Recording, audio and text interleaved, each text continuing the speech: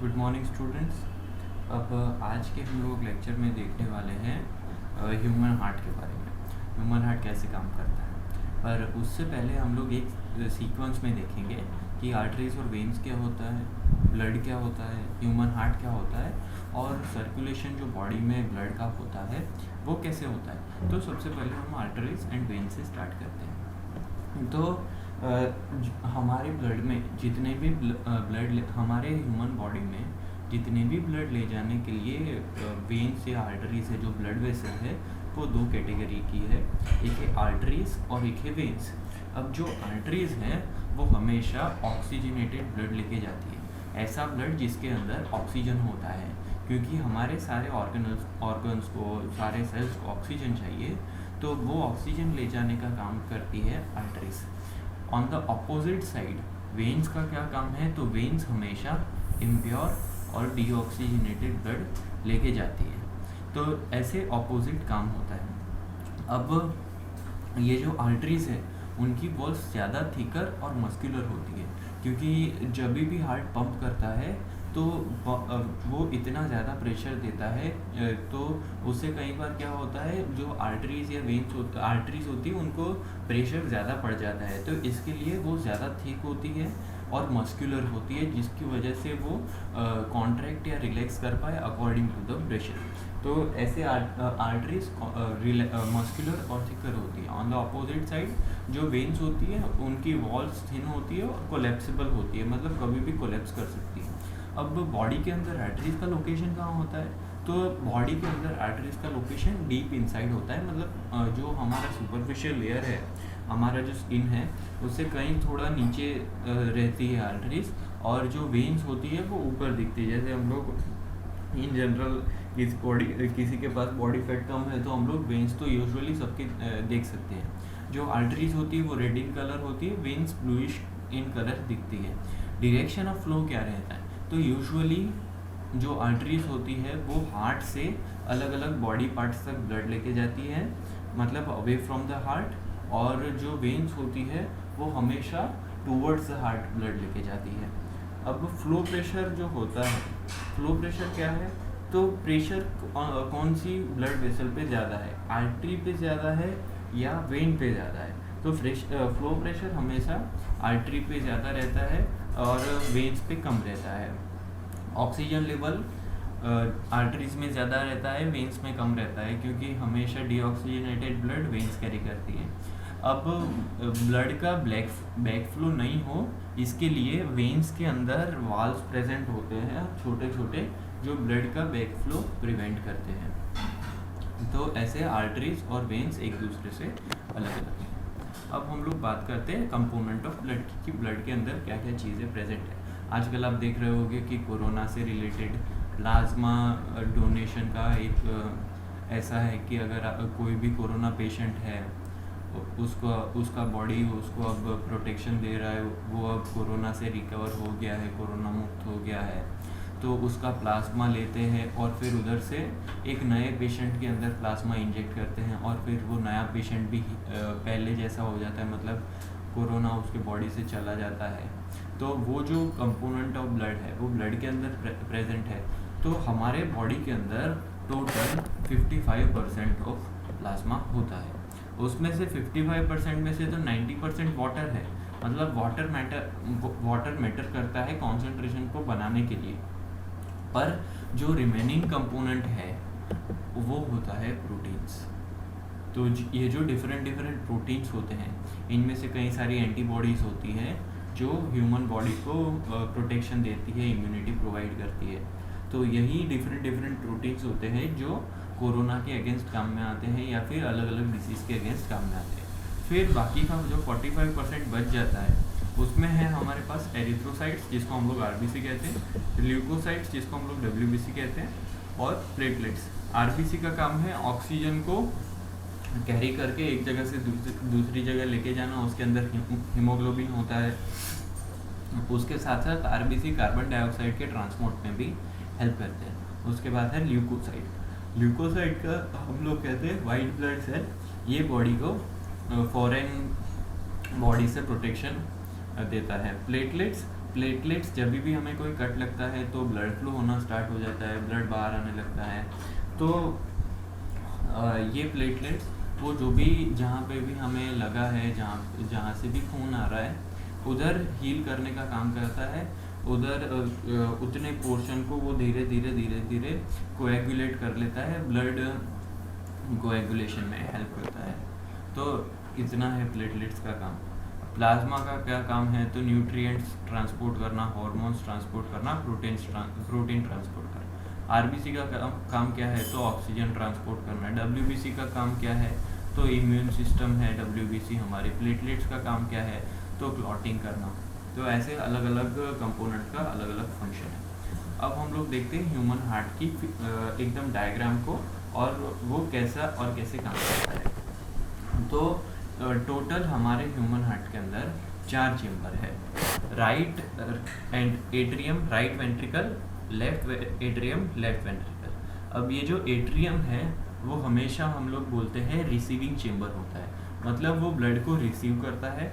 और left atrium ventricle जो होता है वो रिलीजिंग चेम्बर होता है, या वो ब्लड को आगे पास ऑन करता रहता है।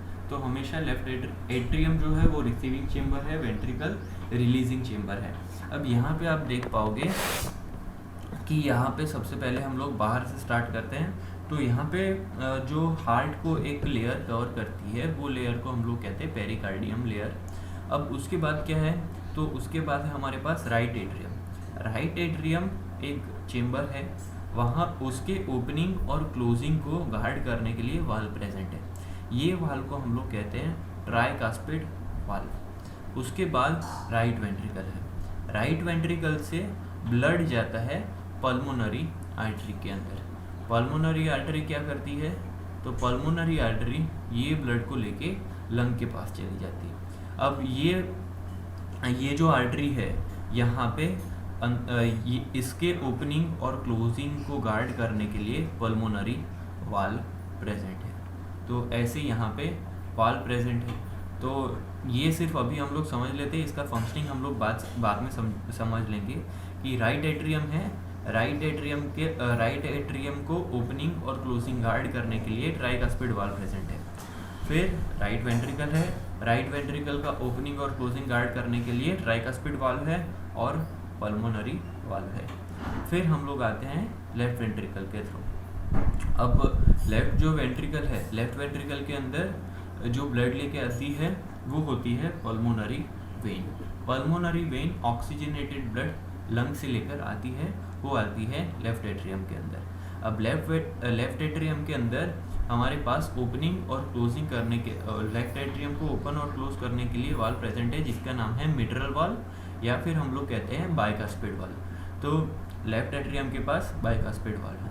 उसके बाद लेफ्ट एट्रियम से हम लोग लेफ्ट वेंट्रिकल में आते हैं, तो बाइकास्पिड वाल्व है, और यहाँ पे हमारे पास एरोटिक वाल्व प्रेजेंट है। तो हार्ट के अंदर टोटल हम लोग को 4 वाल्व देखने को मिलते हैं। राइट साइड हमें ट्राइकास्पिड और पल्मोनरी वाल्व दिखता है, और लेफ्ट साइड हमें मिट्रल वाल्व या बाइकास्पिड वाल्व या एरोटिक वाल्व देखने को मिलता है। ये वाल्व का क्या काम होता है? तो इनका काम होता है कि ब्लड ये जो भी चेम्बर है उसको ओपन या क्लोज कर दे, जिससे ब्लड का फ्लो रेगुलेट हो सके। अब हम लोग पूरी सारी चीज़ें एक साथ डिस्कस कर लेते हैं। देखो, सबसे ऊपर है सुपीरियर वेना कावा और नीचे है inferior vena cava. Superior vena cava हमेशा हार्ट के ऊपर जितने भी ऑर्गन्स हैं या जहाँ पे भी जितने भी सेल हैं उधर से ब्लड लेके आता है। इंफीरियर वेना कावा हार्ट के नीचे जितने भी ऑर्गन्स है या जितने भी सेल है उधर से ब्लड लेके आता है। दोनों मिलके वेना कावा बनाते हैं और फिर वो ओपन होता है राइट एट्रियम के अंदर। राइट एट्रियम से ब्लड फिर जाता है राइट वेंट्रिकल के अंदर, यहाँ पे होता है ट्राइकास्पिड वाल्व। राइट वेंट्रिकल से ब्लड फ्लो करता है यहाँ पे पल्मोनरी आर्टरी के अंदर। पल्मोनरी आर्टरी ले जाता है ब्लड लंग्स के पास। अब लंग्स के पास क्या होता है? जो ब्लड होता है वो डीऑक्सीजनेटेड ब्लड होता है, वो ऑक्सीजनेटेड ब्लड हो जाता है। एल्वियोलाई के थ्रू हम लोगों ने आगे के लेक्चर में बात किया था। तो ये pulmonary artery deoxygenated blood lungs के पास लेके जाता है। अब आप सोच रहे होंगे कि सर आपने आगे तो बताया कि आर्टरी है वो ऑक्सीजनेटेड ब्लड कैरी करती है, पर यहाँ पे तो डीऑक्सीजनेटेड ब्लड कैरी कर रही है। तो ये जो चीज़ है ऑक्सीजनेटेड डीऑक्सीजनेटेड, यहाँ पे पूरे बॉडी के अंदर एक एक्सेप्शन है। पल्मोनरी आर्टरी हमेशा डीऑक्सीजनेटेड ब्लड कैरी करती है और पल्मोनरी वेन हमेशा ऑक्सीजनेटेड ब्लड कैरी करती है। तो ये पल्मोनरी आर्टरी राइट वेंट्रिकल से ब्लड लेके चली गई लंग्स के पास, डीऑक्सीजनेटेड ब्लड ऑक्सीजनेटेड ब्लड के अंदर कन्वर्ट हो गया, फिर लंग से पल्मोनरी वेन आती है और फिर वो ऑक्सीजनेटेड ब्लड को हार्ट के अंदर लेके आती है। अब देख पाओगे यहाँ से पल्मोनरी वेन आई, यहाँ से पल्मोनरी वेन आई, मतलब right side of the lung से 2 pulmonary when I, left side of the lung से 2 पल्मोनरी वेन आई, और वो कहाँ पे आई? वो आई लेफ्ट एट्रियम के अंदर। लेफ्ट एट्रियम से वो जाती है बाइकास्पिड वाल्व के थ्रू लेफ्ट वेंट्रिकल के अंदर, लेफ्ट वेंट्रिकल से एरोटिक वाल्व के थ्रू चली जाती है एरोटा के अंदर। एरोटा ह्यूमन बॉडी की सबसे बड़ी आर्टरी है और वो हमारे पूरे बॉडी के अंदर ब्लड सर्कुलेट करती है। तो ऐसे हमारे पास ह्यूमन हार्ट का फिजियोलॉजी है। अब हम लोग देखते हैं ह्यूमन हार्ट कैसे काम करता है। अब यहाँ पे अगर ये प्ले हो जाता है तो अच्छी बात है। आई थिंक मैं पॉज कर दूँ। अब तक हम लोगों ने ये वीडियो के अंदर हम लोग पूरा वर्किंग देखेंगे। अब यहाँ पे आप देख पा रहे हो ये यहाँ पे ये मार्क्ड है राइट एट्रियम। राइट एट्रियम के नीचे है राइट वेंट्रिकल और लेफ्ट एट्रियम और left ventricle.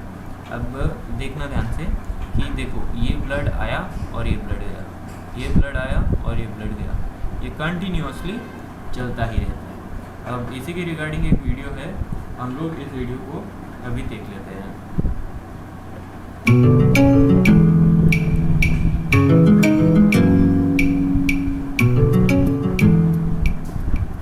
Your heart is a muscle that works like a pump to send the blood throughout your body.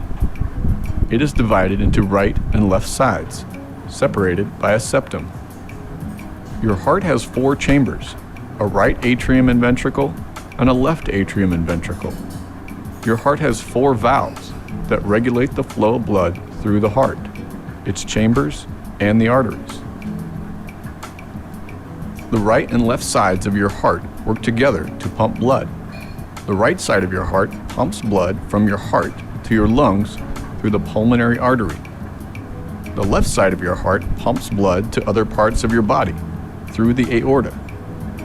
A pumping cycle begins when blood from your body that is low in oxygen returns through the superior and inferior vena cava to fill your heart's right atrium. When the right atrium is full with blood, it contracts. The tricuspid valve opens and the blood is pumped into the right ventricle of your heart. This is called atrial systole. When the right ventricle is full with blood, the tricuspid valve closes. This prevents blood from flowing back into the right atrium. Full with blood, your heart's right ventricle contracts. The pulmonary valve opens and blood is pumped into your pulmonary artery and onto your lungs. This is called ventricular systole. The pulmonary valve quickly closes to prevent blood from flowing back into the right ventricle. Oxygen-rich blood returns from the lungs through the pulmonary veins and has filled your heart's left atrium. Your heart's left atrium contracts. The mitral valve opens and blood is pumped into the left ventricle. This occurs at the same time a new contraction is taking place in your heart's right atrium. When your heart's left ventricle is full with blood, the mitral valve closes. This prevents blood from flowing back into the left atrium. Your heart's left ventricle contracts and the aortic valve between your left ventricle and aorta open. The contraction pumps oxygen-rich blood into your aorta and on to the rest of your body. The aortic valve quickly closes to prevent blood from flowing back into the left ventricle. This occurs at the same time a new contraction is taking place in your heart's right ventricle. Meanwhile, your heart's atria have filled with blood, and the cycle continues.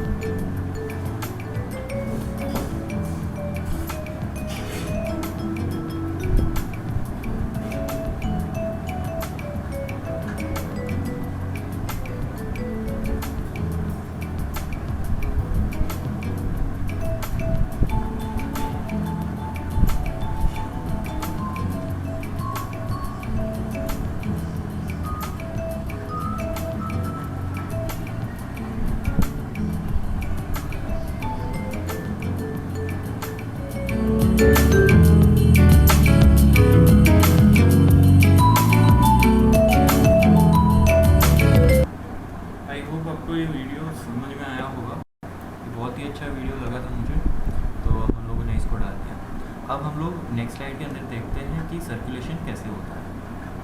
अब ये काफ़ी समझने वाली चीज़ है यहाँ से, क्योंकि heart, human heart है, उसके अंदर टोटल 4 चेम्बर है।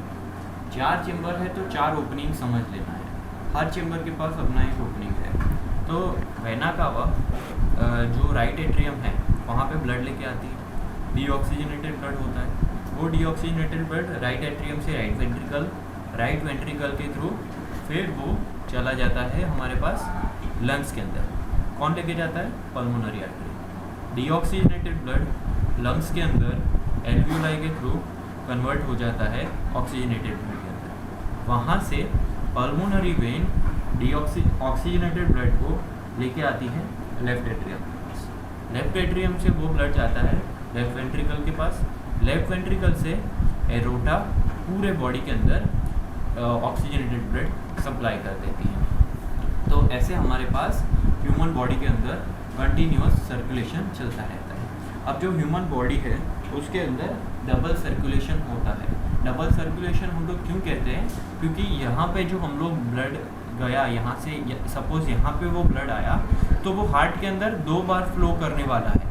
तो यहाँ से एक बार तो घूम के आया, फिर यहाँ से ऑक्सीजनेटेड होके भी वही ब्लड घूमने वाला है, इसलिए हम लोग उसको डबल सर्कुलेशन कहते हैं। और ये काफ़ी बार एग्ज़ाम में पूछा जा चुका है। तो आप अभी होमवर्क में इतनी चीज़ करना कि जो ह्यूमन हार्ट है उसको 5 बार ड्रॉ कर देना, और जिसका भी 3 बार ड्रॉ कर लेना। जिसका भी होमवर्क नहीं आएगा उसको मैं कॉल करने वाला हूँ पर्सनली, पेरेंट्स से भी बात करेंगे हम लोग। तो 3 बार ड्रॉ कर लेना। ये डायग्राम एटलीस्ट 1.5 मार्क्स में, 2 मार्क्स में, 1 मार्क्स में पूछ ही लेते हैं। तो ये डबल सर्कुलेशन और ये सर्कुलेशन ह्यूमन बॉडी के अंदर, ये आपको बाय हार्ट हो जाना चाहिए। और इसके साथ हम लोग यहाँ पे वीडियो रखते हैं।